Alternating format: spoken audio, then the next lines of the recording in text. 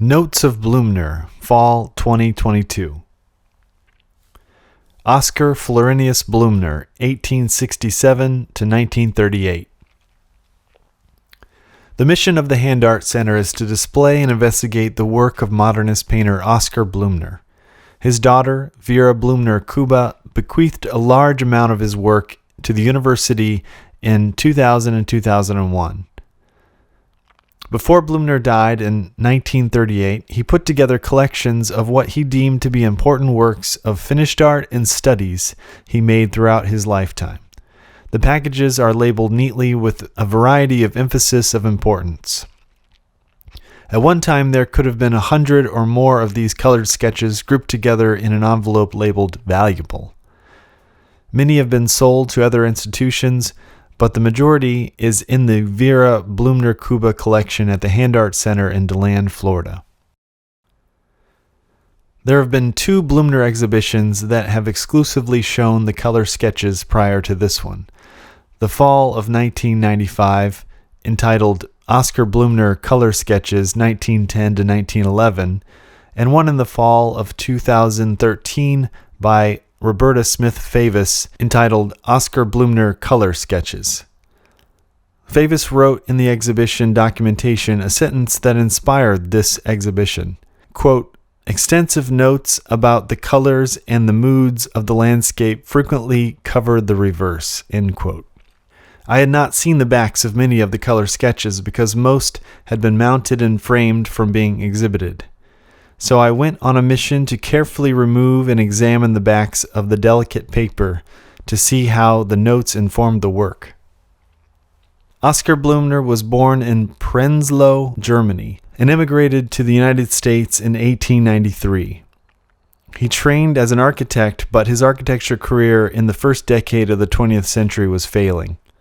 Between the years 1909 and 1913, when these sketches were made, Bluemner lived in various places in northern New Jersey.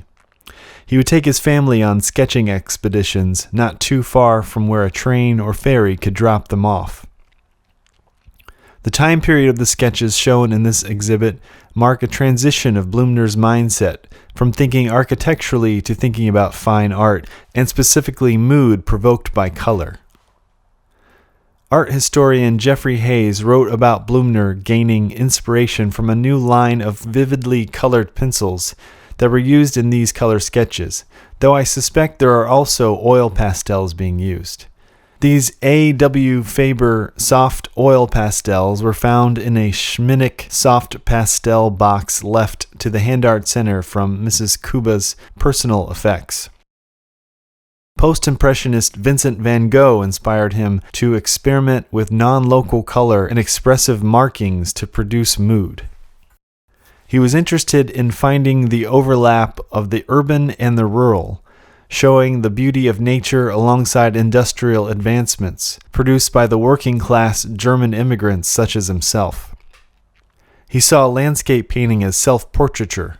Art historian Barbara Haskell described it as, quote, "Art as an expression of inner consciousness and color as its agent," end quote. One of Bluemner's, quote, "principles of painting," end quote, is that the personal state of mind can and should cause deviations of a painting from a natural landscape.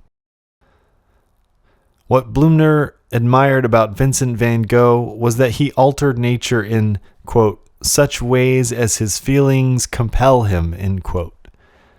Bluemner's act of simplifying, eliminating redundancies, adding objects, line, shadow, and color were all in his principles of painting. All of these artistic choices with one vision culminating a unity of mood. Every landscape is a color problem in Bluemner's mind. He struggled with a loss of power when translating nature into picture. The infinite range of luminosity that nature exudes must be compensated with color pure enough to counter nature's effect. For Bluemner, color comes first. Guided by his architectural training, he starts with notation, describing mood using color, capturing the brilliance of light with shadow and darkness. He then composes the selected landscape with shape and form. He describes how the light is working: brilliant, clear, cold, morning light. He describes the colors: white, yellow, orange, violet, red, green, with shadows of deep purple, nearly yellow, plus green, full blue, and pale green. He describes the levels and sizes of objects in the landscape in relation to each other. These specific descriptions show the notes are recorded for future paintings, bigger and in watercolor or oil. For these sketches, his current color palette is restricted to around 10 colors. Though he's interested in the lively nature of vivid colors and expressive lines, he's thinking about condensing these landscapes into a more unified mood. In these sketches, and most notably in the pencil sketches before these color sketches, we see Bluemner breaking down the landscape into forms.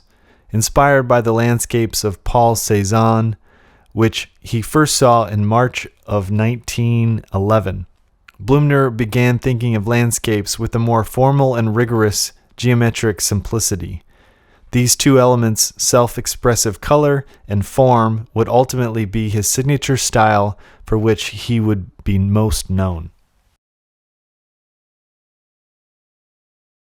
Reading the notes on the back and comparing them to the sketch on the front made me wonder what the original landscape looked like.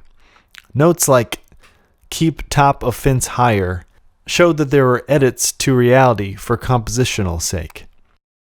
I began Googling the locations labeled on the sketches to try to find landforms that were similar. Finding a few of these made me want to go there and sit in the same place and experience what it's like now and think about what it was like then. So for the spring exhibition, I decided to do that. I think Bluemner was doing the same thing, thinking about what it was like in modern times of an industrial boom and what the landscape was like before that. Though I couldn't help but think while I was out there that he was sending a message to the future, picking landmarks like churches and bridges that he knew would still be there in 100 years, fields that he knew would be bustling cities, and accurately labeling the locations where he was standing for someone like myself to revisit. Thank you for watching this presentation on the exhibition Oskar Bluemner, Notes of Bluemner.